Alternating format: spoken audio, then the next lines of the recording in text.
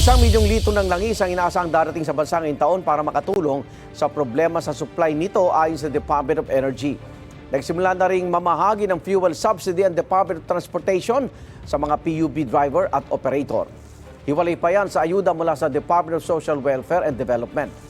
May unang balita si Joseph Moro.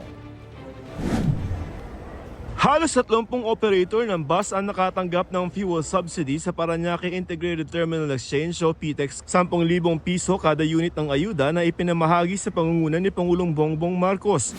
Hindi lamang dito sa Metro Manila pero all over the country na ito. Malaking tulong po ito sa pang-araw-araw po namin na operasyon, pambili ng krudo, mga spare parts, pangsahod ng mga tao at iba pa. Ayon sa Department of Transportation, mahigit 21,000 unit ang saklaw ng fuel subsidy sa gitna ng walang prenong oil price hike.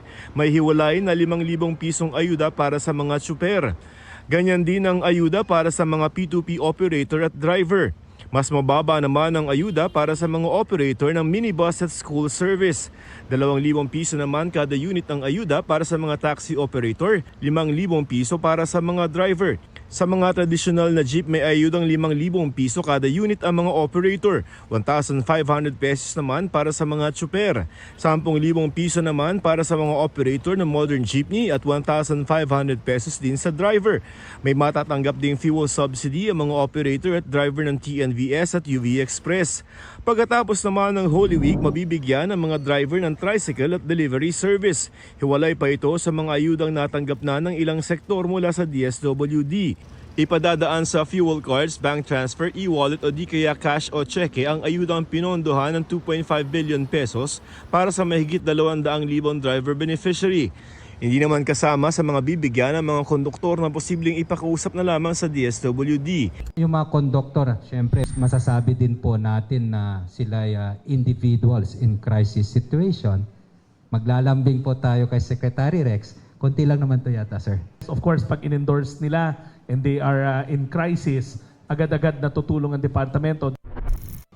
Inanunsyo rin ng DOTR ang pisong terminal fee sa mga roro para sa mga sakyan nagkakarga ng produktong pang-agrikultura gaya ng bigas, mais, prutas, gulay, isda at karne.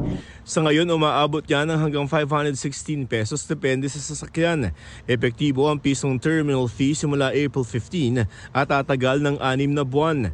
Babawasan din ng Civil Aviation Authority of the Philippines ang kanilang passenger service charge at airline aeronautical fee sa mga paliparan sa buong bansa simula April 1. For example, kung ang ticket po ninyo ay 2,000, but because of the reduction of the terminal fee, makakaasa po kayo na ang ticket nyo ay papalo na lang ng 1,800. Sa gitna yan ng panibagong round ng mega oil price hike ngayong linggo. Batay sa datos ng Department of Energy, dumoble na ang presyo ng diesel ngayon kumpara noong magsimula ang taon. Ayon sa Department of Energy, paparating ngayong linggo ang dagdag na 1 milyong litro ng langis. 400,000 na litro galing sa isang bansa sa Southeast Asia at 600,000 liters galing sa labas ng Southeast Asia.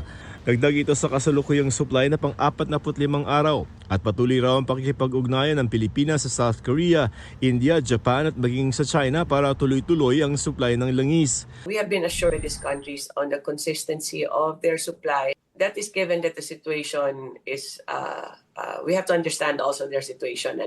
But so far, how it is today, they've assured us that the deliveries of our orders. Kung gaano tatagal ang supply nakadepende sa lakas ng konsumo ng publiko. Worst case scenario, eventually baka magka-problema rin tayo sa supply at kailangan ng mag-rationing. Kasi ang sinabi ng Department of Energy, ang supply natin ng langis is just between 45 to 60 days. 1973, oil crisis, nag-oil rationing ho ang Pilipinas. Kaya naman ang presidente ay bumuo ng oil crisis committee na kailangan na talagang i-convene. Ang iniiwasan ng Department of Energy at ng gobyerno ay mas zero ang supply natin ng langis sa kalagitnaan ng Mayo. Bagay na hindi naman daw nila inaasahang mangyayari. Nakikipag-usap na rin ang DOE at Department of Trade and Industry o DTI kung sakaling lumala pa ang tensyon para malaman na kung sino ang bibigyang prioridad kung sakasakali. Ito ang unang balita. Joseph Morong para sa GMA Integrated News. Igan, mauna ka sa mga balita, mag-subscribe na sa GMA Integrated News sa YouTube para sa iba't ibang ulat sa ating bansa.